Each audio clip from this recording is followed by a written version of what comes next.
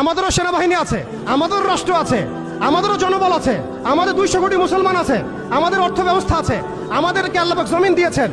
কি দেন নাই আল্লাহ রাব্বুল আলামিন আমাদেরকে? তারপরে কেন এই জায়গায়? এর উত্তর আপনি খুঁজে বের করেন। আপনি খেয়াল করে দেখেন, আজকে আমরা এই জায়গায় চলে আসছি শুধুমাত্র একমুখী, তাদের সামরিক আগ্রাসনের ভিত্তিতে নয়। আমাদের সেনাবাহিনী কম নাই, আমাদের জমি কম নাই, আমাদের দেশ কম নাই, আমাদেরও প্রযুক্তি কম নাই। তাহলে আমরা এই পর্যায়ে কেন আসলাম? উত্তরগুলো আপনি খুঁজে বের করেন, উত্তরগুলো খুঁজে বের করেন। আমাদেরও সেনাবাহিনী আছে, আমাদেরও রাষ্ট্র আছে, আমাদেরও জনবল আছে, আমাদের 200 কোটি মুসলমান আছে, আমাদের অর্থ ব্যবস্থা আছে, আমাদেরকে আল্লাহ পাক জমিন দিয়েছেন। কি দেন নাই আল্লাহ রাব্বুল আলামিন আমাদেরকে? তারপরে কেন এই জায়গায়? এর উত্তর আপনি খুঁজে বের করেন।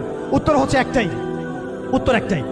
আল্লাহ পাক কোরআনে বলেছেন, ইন তানসুরুল্লাহ ইয়ানসুরকুম। ভালো করে শুনেন, সূরা মুহাম্মদ পড়ে দেখবেন, ইন তানসুরুল্লাহ ইয়ানসুরকুম।